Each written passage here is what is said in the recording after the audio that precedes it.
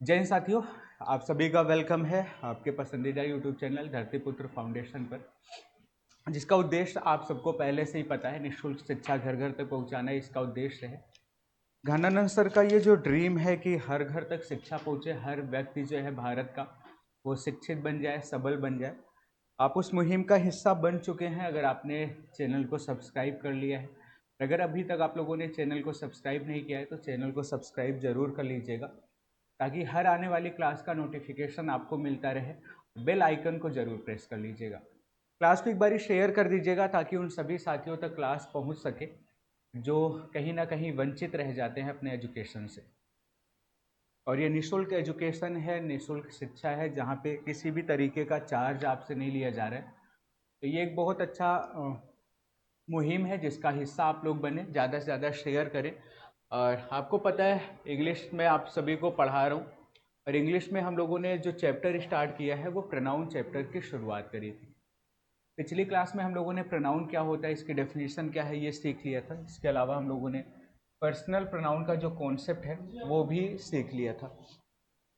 Personal pronoun के अलावा हम लोगों ने रेसिप्रोकल प्रोनाउन भी सीख लिया था। आज की क्लास में हम लोग सीखेंगे डिमॉन्स्ट्रेटिव प्रोनाउन के बारे में कि आखिर ये जो डिमॉन्स्ट्रेटिव प्रोनाउन होता है, ये डिमॉन्स्ट्रेटिव प्रोनाउन होता क्या है, कैसे डिमॉन्स्ट्रेटिव प्रोनाउन को हम आइडेंटिफाई कर सकते हैं, कौन कौन से इसके कॉन्सेप्ट हैं जहाँ से आपके एग्जाम में क्वेश्चन बन सकते हैं। वो सारी चीज़ें आज की क्लास में हम लोग सीखेंगे। तो चलिए बातचीत को शुरू करते हैं, आज की क्लास को शुरू करते हैं। आज हम लोग जो सीखने वाले हैं वह है डिमॉन्स्ट्रेटिव प्रोनाउन। और ये जो प्रोनाउन है, ये सारे प्रोनाउन आपको आपके एकेडमिक के बाद जब आप कंपटीशन के लिए तैयारी करेंगे वहाँ पे भी ये हेल्पफुल रहेंगे। तो इसलिए बहुत ध्यान से इसको देखिएगा, नोटबुक जरूर बनाते चलिएगा। देखिए डिमॉन्स्ट्रेटिव प्रोनाउन की अगर हम बात करें कि डिमॉन्स्ट्रेटिव प्रोनाउन होता क्या है, तो ये डिमॉन्स्ट्रेटिव बना है डिमॉन्स्ट्रेट से। किससे बना है? डिमॉन्स्ट्रेट से बना है, डिमॉन्स्ट्रेटिव। अब ये डिमॉन्स्ट्रेट क्या होता है? डिमॉन्स्ट्रेट अपने आप में एक वर्ब होती है जिसका मतलब होता है संकेत करना। इसका मतलब क्या होता है? किसी चीज को क्या करना, किसी चीज को संकेत करना, इसका मतलब होता है। यानी डिमॉन्स्ट्रेटिव प्रोनाउन ऐसा प्रोनाउन होता है जो संकेत करने का काम करता है।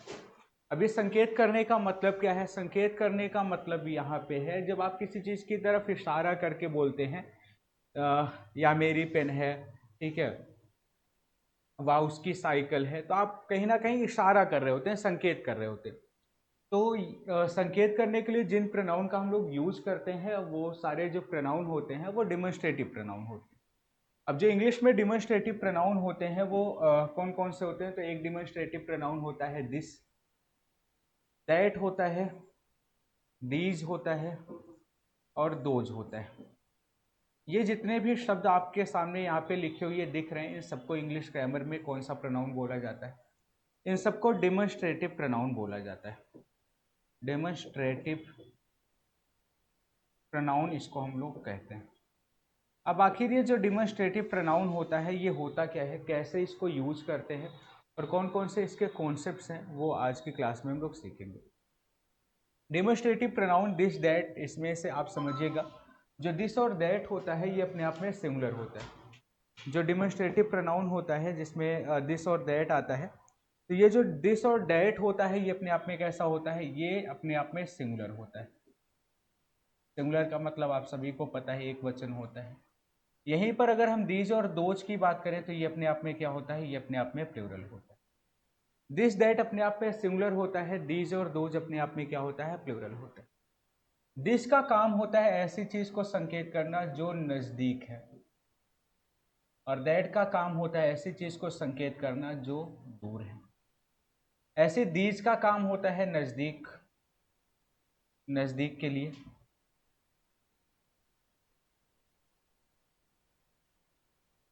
और जो दोज होता है इसका यूज हम करते हैं दूर के लिए। तो ये जितने भी शब्द आपको यहाँ पे दिख रहे हैं ये सब इंग्लिश में डिमॉन्स्ट्रेटिव प्रोनाउन होते हैं। अब कॉन्सेप्ट आपको ये याद रखना है इनसे रिलेटेड कि अगर कभी भी दिस लिखा है या फिर दैट लिखा है तो ये हमेशा सिंगुलर नाउन के लिए आता है, सिंगुलर होता है। तो इसके साथ आने वाली जो वर्ब होगी, आने वाली जो इसके साथ वर्ब का यूज हम करते हैं, ठीक है, इसके साथ आने वाली वर्ब का जो हम यूज करते हैं वो वर्ब कैसी होती है, वो वर्ब भी अपने आप में सिमिलर होती है। दिस डैट के साथ आने वाली जो वर्ब होती है वो वर्ब अपने आप में सिमिलर यूज होती है। लेकिन यहीं पर अगर हम बात करें दीज और दोज की, तो दीज और दोज जो होता है ये अपने आप में प्लूरल होता है, और दीज और दोज प्लूरल होता है, इसलिए इसके साथ आने वाली जो वर्ब होती है वो वर्ब अपने आप में कैसी होती है, ये वर्ब अपने आप में प्लूरल हो। पहली बात ये आपको याद रखना है, जो दूसरा इससे रिलेटेड कॉन्सेप्ट आपको ये याद रखना है वो ये है कि जो ये दिस और दैट होता है ये कभी कभी क्या करता है, कभी कभी एडजेक्टिव के जैसे भी यूज होता है। यानी जो दिस दैट होता है या फिर जो दीज और दोज होता है, दिस दैट दीज या दोज जो होता है, ये कभी कभी अगर इनके तुरंत बाद कोई नाउन लिखा होता है तो याद रखिएगा, अगर इनके तुरंत बाद कोई नाउन लिखा है तो फिर उस केस में इसको हम क्या बोलते हैं, उस केस में इसको हम डेमोन्स्ट्रेटिव एडजेक्टिव बोलते हैं। डेमोन्स्ट्रेटिव एडजेक्टिव इसको हम बोलते हैं। कैसे पता चलेगा, अगर इसके तुरंत बाद कोई नाउन लिखा है तो ये एडजेक्टिव हो जाएगा, और अगर इसके बाद कोई नाउन नहीं लिखा है तो ये अपने आप में प्रोनाउन हो जाएगा। अब नाउन अगर इसके बाद आया है तो जो बात आपको याद रखनी वो ये याद रखनी है कि दिस दैट के साथ आने वाला जो नाउन होता है वो नाउन कैसा लिखा जाता है, वो नाउन सिंगुलर लिखा जाता है, और दीज और दोज के साथ जो आने वाला नाउन होता है वो नाउन अपने आप में कैसा लिखा जाता है, अपने आप में प्लूरल लिखा जाता है। तो दिस दैट दीज और दोज अगर कभी आया है और इसके बाद नाउन आया है तो ये अपने आप में एडजेक्टिव बन जाएगा, और कौन सा एडजेक्टिव बन जाएगा, डेमोन्स्ट्रेटिव एडजेक्टिव बन जाएगा। लेकिन दिस दैट दीज और दोज के बाद अगर नाउन नहीं आया है तो ये अपने आप में डेमोन्स्ट्रेटिव प्रोनाउन बन जाएगा। चलो इसको सेंटेंस में इसका एप्लीकेशन सीखते हैं, सेंटेंस में यूज करके सीखते हैं। जैसे मान लीजिए मैंने आपके लिए एक सेंटेंस लिखा, मैंने लिखा कि दिस कार इज माइन, और फिर मैंने लिखा दिस इज माय कार। अब देखो दोनों सेंटेंस अपने आप में सही, और दोनों सेंटेंस में आपको यहाँ पे देखने को मिल रहा होगा दिस, और अगर दोनों सेंटेंस में दिस आ रहे हैं, यहाँ पे दिस के तुरंत बाद आपको नाउन लिखा हुआ दिख रहा होगा, और यहाँ पे दिस के तुरंत बाद वर्ब लिखा दिख रहा है। अगर दिस आया है और इसके तुरंत बाद नाउन लिखा है, मतलब दिस यहाँ पे कौन सा काम कर रहा है, यहाँ पे ये डेमोन्स्ट्रेटिव एडजेक्टिव का काम कर रहा है, डेमोन्स्ट्रेटिव एडजेक्टिव का काम कर रहा है। लेकिन अगर इसके तुरंत बाद नाउन नहीं आया है, मतलब यहाँ पे ये जो दिस है वो डेमोन्स्ट्रेटिव प्रोनाउन का काम कर रहा है। तो आप इस तरीके से इसको पहचान सकते हैं कि ये अपने आप में डेमोन्स्ट्रेटिव एडजेक्टिव है या फिर डेमोन्स्ट्रेटिव प्रोनाउन है। दूसरी बात जो याद रखिएगा वो याद रखिएगा कि दिस सिंगुलर होता है तो देखो इसके साथ आने वाला नाउन कैसा लिखा है, सिंगुलर लिखा है, और दिस सिंगुलर होता है तो इसके साथ आने वाली वर्ब भी कैसे लिखी है, सिंगुलर लिखी है। यहीं पे दिस और दैट ना होकर बल्कि दीज या दोज में से कोई शब्द होता, जैसे मान लो ये लिखा होता दोज आर माय साइकिल्स, या फिर लिखा होता दोज साइकिल्स आर माइन। तो आप यहां भी देखेंगे, यहां दोनों सेंटेंस में आपको क्या देखने को मिल रहा है, दीज दोनों सेंटेंस में देखने को मिल रहा है। फिर से यहाँ पे इसके तुरंत बाद वर्ब आई है, इसके तुरंत बाद नाउन आया है। अगर इसके तुरंत बाद नाउन आया है तो मतलब यहाँ पे ये अपने आप में क्या है, डेमोन्स्ट्रेटिव एडजेक्टिव है, और अगर इसके तुरंत बाद वर्ब आई है तो इसका मतलब यहाँ पे ये क्या है, डेमोन्स्ट्रेटिव प्रोनाउन। अब क्योंकि दीज और दोज प्लूरल होता है, आप देखिए नाउन प्लूरल लिखा है और आने वाली वर्ब भी कैसे लिखी है, प्लूरल लिखी है। तो ये इसका कॉन्सेप्ट था जो आपको पता होना चाहिए, और यहाँ से इस कॉन्सेप्ट से रिलेटेड क्वेश्चन जो है आपको कई बारी आपके एग्जाम में देखने को मिल जाया करते हैं। तो दिस दैट दिस दोज का ये कॉन्सेप्ट था जो आई होप आपको समझ आया होगा। इनका नाम याद रखिएगा, इनका नाम क्या है, डेमोन्स्ट्रेटिव प्रोनाउन या डेमोन्स्ट्रेटिव डिटर्मिनर होता है। कि पहले हम लोगों ने रेसिप्रोकल प्रोनाउन के बारे में सीख लिया था, कि पहले एम्फेटिक प्रोनाउन के बारे में भी सीख लिया था। अब जो दूसरा प्रोनाउन हम लोग सीखेंगे वो सीखेंगे डिस्ट्रीब्यूटिव प्रोनाउन। कौन सा प्रोनाउन सीखेंगे? डिस्ट्रीब्यूटिव प्रोनाउन के बारे में सीखेंगे। देखिए जो डिस्ट्रीब्यूटिव होता है ये आपके बोर्ड एग्जाम के लिए इंपॉर्टेंट है। Distributive pronoun. अब ये डिस्ट्रीब्यूटिव प्रोनाउन होता क्या है? तो देखो ऐसा प्रोनाउन जो डिस्ट्रीब्यूशन बताएगा वो डिस्ट्रीब्यूटिव प्रोनाउन हो जाएगा। अब ये डिस्ट्रीब्यूशन क्या होता है? तो याद रखिएगा 1 बाय 1 की ये बात करता है, भले ही एक से ज़्यादा की बात करे लेकिन ये बात कैसे करता है? ये बात 1 बाय 1 करता है, इसलिए इसको डिस्ट्रीब्यूटिव प्रोनाउन बोलते हैं। कौन कौन से शब्द इसमें आते हैं?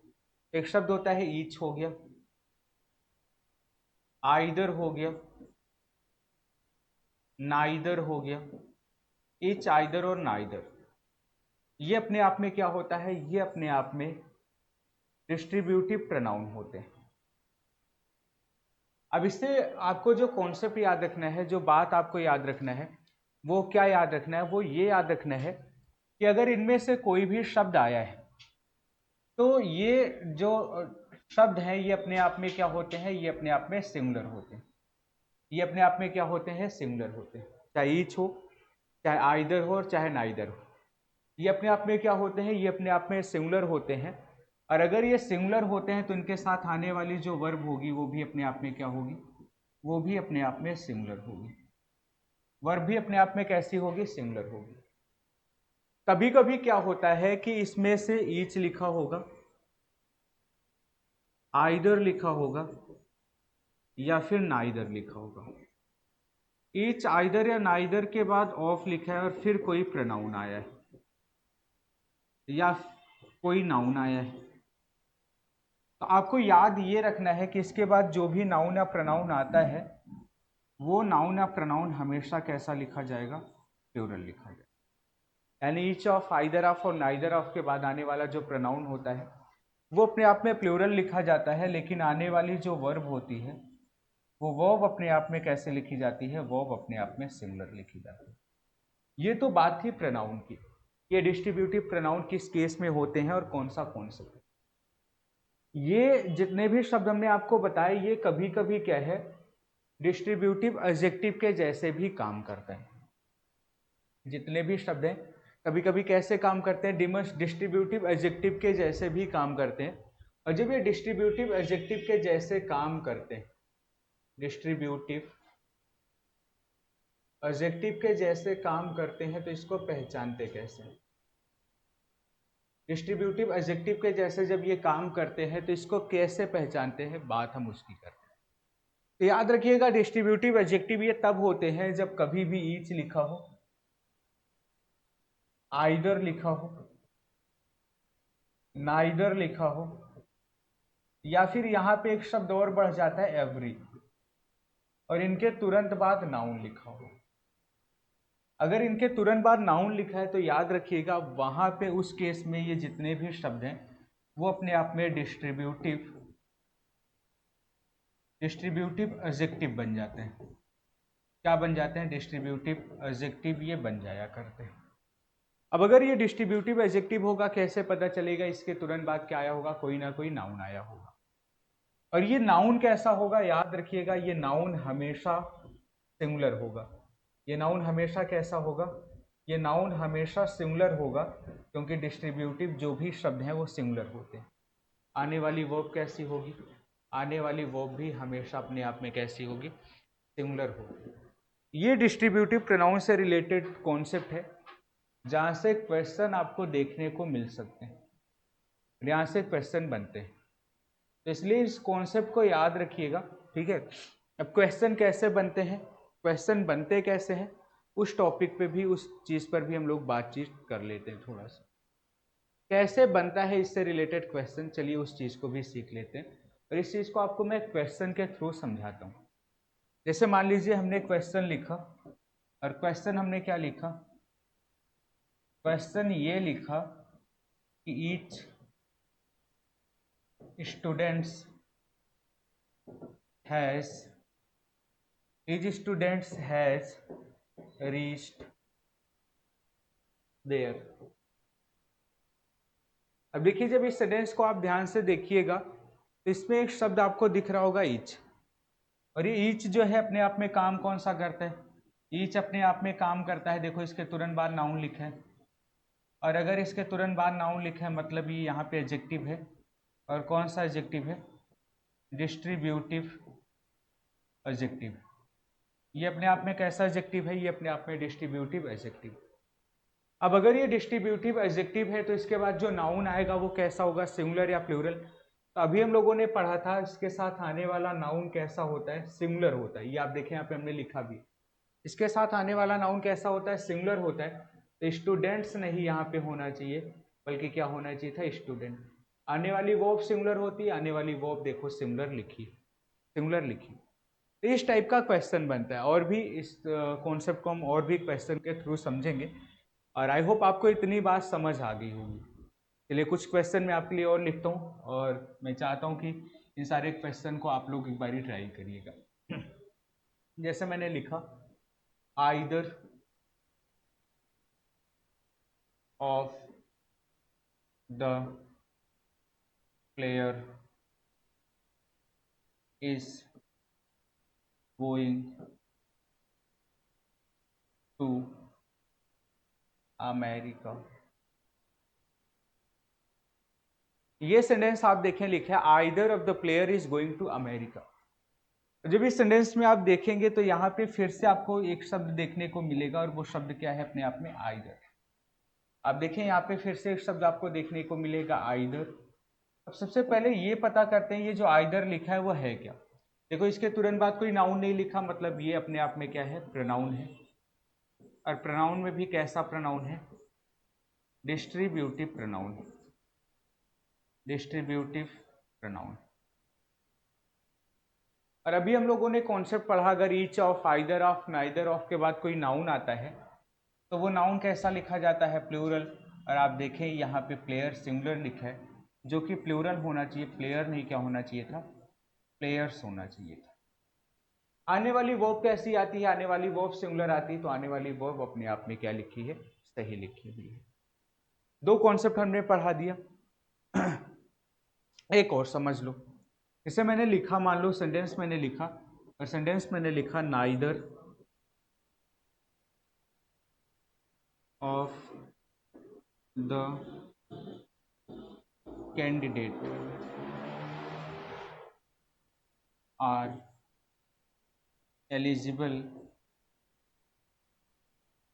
For the post. Either of the candidate are eligible for the post. अभी सेंटेंस में फिर से देखो आप नाइदर लिखा हुआ है, पहले इस नाइदर पे हम लोग बातचीत करते हैं कि आखिर ये नाइदर जो लिखा है वो है क्या अपने आप में।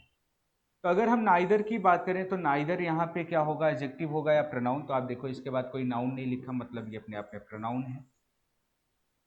और आइदर, नाइदर ऑफ के बाद आने वाला जो नाउन होता है प्लूरल लिखा जाता है। कैंडिडेट नहीं क्या होना चाहिए था, कैंडिडेट्स होना चाहिए था। क्या होना चाहिए था, कैंडिडेट्स होना चाहिए था। आने वाली वर्ब कैसी होती है, आने वाली वर्ब भी सिंगुलर होती, तो आर नहीं क्या होना चाहिए था, इज होना चाहिए। ये सेंटेंस सब अपने आप में क्या हो गया, सही हो गया। तो आपको इससे रिलेटेड जो बात याद रखनी है वो यही याद रखनी, ईच, आइदर और नाइदर जो होता है ये हमेशा सिंगुलर होता है। इसके साथ नाउन आएगा तो नाउन सिंगुलर होगा, वर्ब आएगी तो वर्ब सिंगुलर होगा, लेकिन ऑफ के बाद अगर कोई नाउन आया है तो वो नाउन कैसा होगा, प्लूरल होगा। ये डिस्ट्रीब्यूटिव प्रोनाउन का कॉन्सेप्ट था। चलिए इसके बाद हम लोग नेक्स्ट जो प्रोनाउन है वो भी सीख लेते हैं। नेक्स्ट जो प्रोनाउन हम लोगों को सीखना है वो सीखना है रिलेटिव प्रोनाउन। कौन सा प्रोनाउन सीखेंगे, हम लोग सीखेंगे रिलेटिव प्रोनाउन के बारे में। रिलेटिव प्रोनाउन, ये रिलेटिव प्रोनाउन होता क्या है, कैसे यूज होता है, कौन कौन से इसके कॉन्सेप्ट्स हैं, कौन कौन से इसके फीचर्स हैं, वो एक एक करके हम लोग सीखेंगे। और ये रिलेटिव प्रोनाउन बहुत इंपॉर्टेंट है, ठीक है। अभी तक जितना प्रोनाउन आप लोगों ने पढ़ा सबसे ज़्यादा इंपॉर्टेंट ये रिलेटिव प्रोनाउन है, क्योंकि यहाँ से सिंटैक्स में भी क्वेश्चन आता है, और ये हेल्प करता है आपको सिंथेसिस चैप्टर में भी। आपके 12th में 11th में सिंथेसिस नाम का चैप्टर है। तो जब दो सिंपल सेंटेंसेस को जोड़कर कॉम्प्लेक्स सेंटेंस बनाना होता है तो वहाँ पे कई बारी हम लोग रिलेटिव प्रोनाउन की हेल्प से जोड़ते हैं और वो कॉम्प्लेक्स सेंटेंस बन जाता है। तो इसलिए ये जो टॉपिक है प्रोनाउन का, ये रिलेटिव प्रोनाउन वाला टॉपिक, ये आपके लिए बहुत इंपॉर्टेंट है। चलिए समझते हैं रिलेटिव प्रोनाउन होता क्या। देखो, रिलेटिव प्रोनाउन बना रिलेट से है, मतलब कोई ऐसा प्रोनाउन जो रिलेट करने का काम करेगा वह रिलेटिव प्रोनाउन है। अब अगर ये रिलेट करेगा तो ये रिलेट किसको करता है, तो याद रखिएगा ये रिलेट करता है अपने पहले लिखे हुए नाउन या प्रोनाउन को। अपने पहले लिखे हुए नाउन या प्रोनाउन को ये क्या करने का काम करता है, रिलेट करने का काम करता है। और किससे रिलेट करने का काम करता है, आने वाली वर्ब से ये रिलेट करने का काम करता है। अपने पहले लिखे हुए नाउन या प्रोनाउन को अपने बाद आने वाली वर्ब से ये रिलेट करने का काम करता है। और इसके पहले जो नाउन या प्रोनाउन लिखा जाता है उसको इंग्लिश में एंटीसीडेंट बोलते हैं। क्या बोलते हैं, antecedent.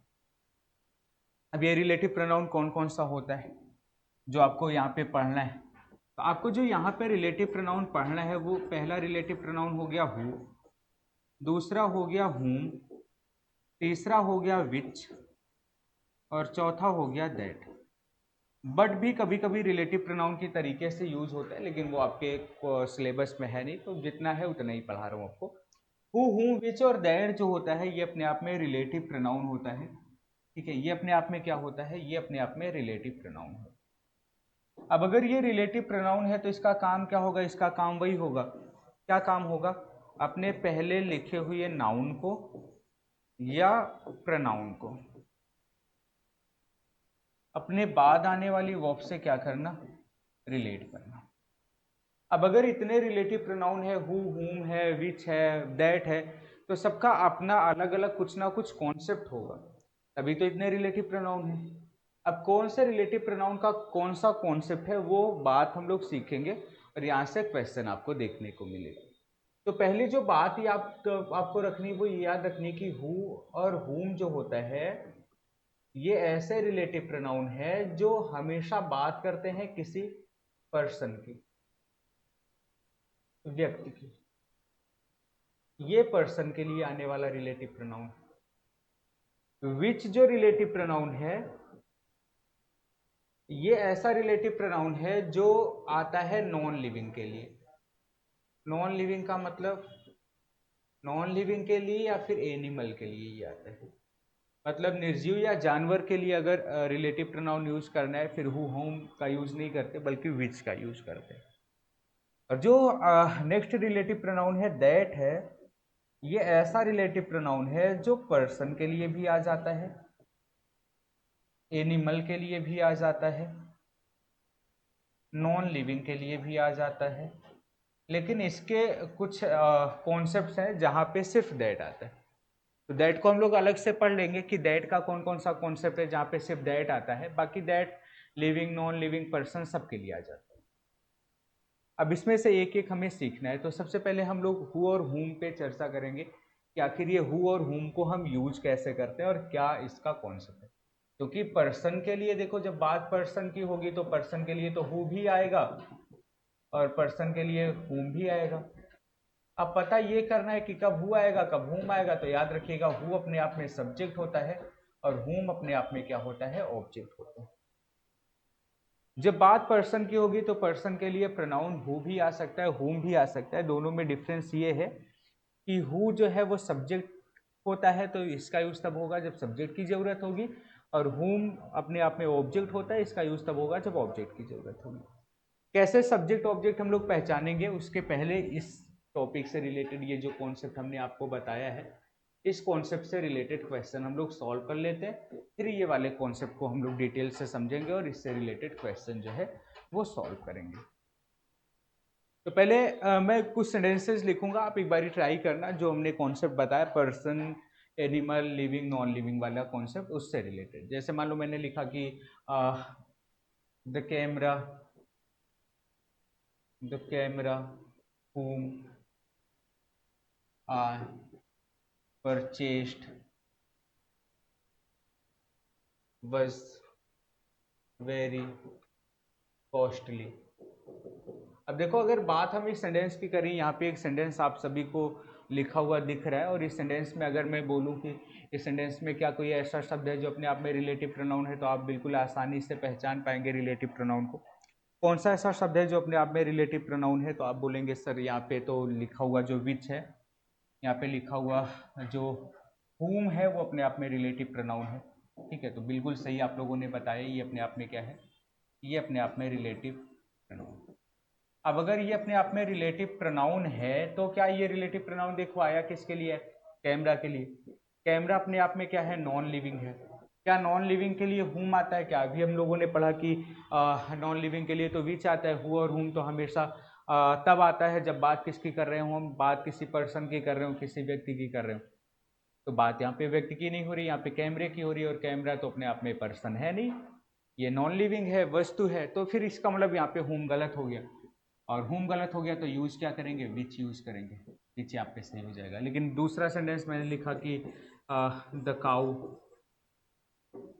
Who was grazing is mine. ठीक है, the cow who was grazing is mine.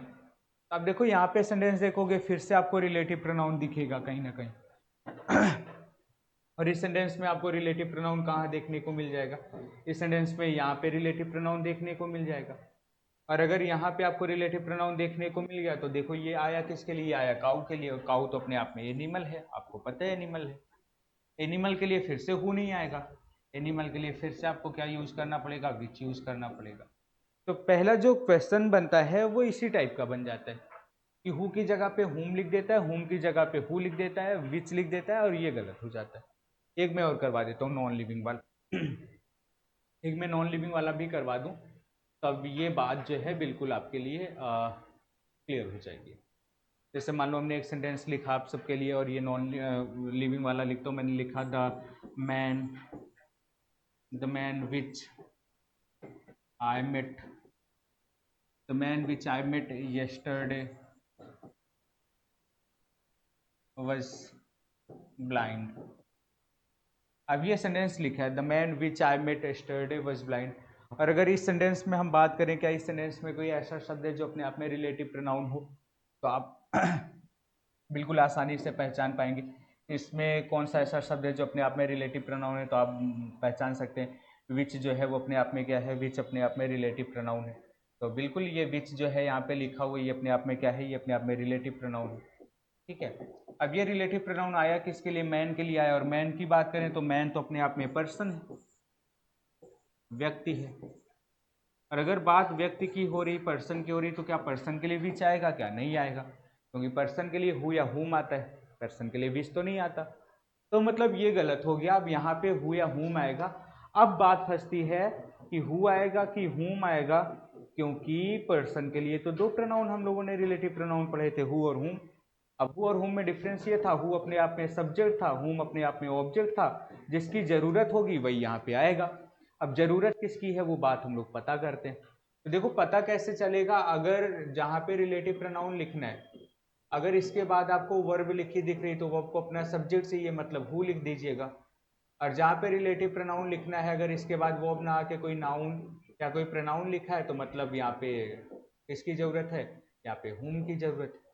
अब देखो इसके बाद कोई वर्ब आई है क्या? आप बोलोगे आई आया है और ये अपने आप में प्रोनाउन होता है, तो मतलब सब्जेक्ट की जरूरत है नहीं, इसका मतलब यहाँ पे ऑब्जेक्ट की जरूरत है, और हम लिखेंगे क्या? हुम लिखेंगे।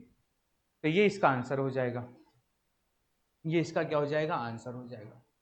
तो हु, हुम, विच, और इससे रिलेटेड ये कॉन्सेप्ट जो है ये याद रखिएगा कि बात पर्सन की हो रही तो हु हुम लग सकता है, पर सब्जेक्ट होगा तो हु और ऑब्जेक्ट होगा तो हुम।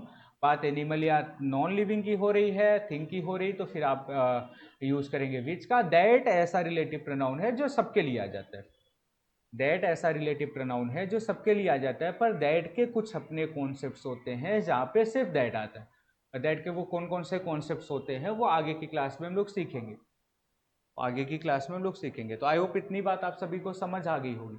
और अगर इतनी बात आप सभी को समझ आ गई तो जो दैट का कॉन्सेप्ट है वो हम लोग सीखेंगे, पर उसके पहले हम लोग अभी इसमें रिलेटिव प्रोनाउन में और भी कॉन्सेप्ट्स हैं जो सीखेंगे। तो आज की क्लास में हम लोग इतना ही सीखेंगे, बाकी की बातें हम लोग कल की क्लास में करेंगे, क्योंकि कल की क्लास बहुत इंपॉर्टेंट है। तो आप लोग क्लास को शेयर जरूर कर दिया करें और कमेंट करके ज़रूर बताया करें क्लास कैसी लग रही। इससे टीचर को थोड़ा सा मोटिवेशन मिलता है और वो थोड़ा सा और मेहनत से फिर पढ़ाने का काम करता है। तो आज की क्लास में इतना ही। कल हम लोग दैट रिलेटिव प्रोनाउन के बारे में सीखेंगे और सारे कॉन्सेप्ट को सीखेंगे। तो फिर मिलेंगे कल की क्लास में। आप लोग क्लास को लाइक शेयर और कमेंट जरूर कर दिया करें। मिलते हैं कल की क्लास में, तब तक के लिए थैंक यू। जय हिंद, वंदे मातरम।